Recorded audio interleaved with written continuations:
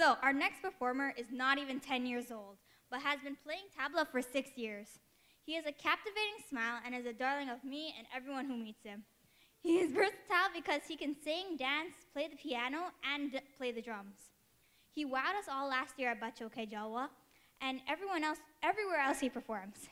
He is in his first year of a 5-year placement at the prestigious Claude Watson School for the Arts. He has performed in Trinidad and extensively all over the GTA to many singers older than him.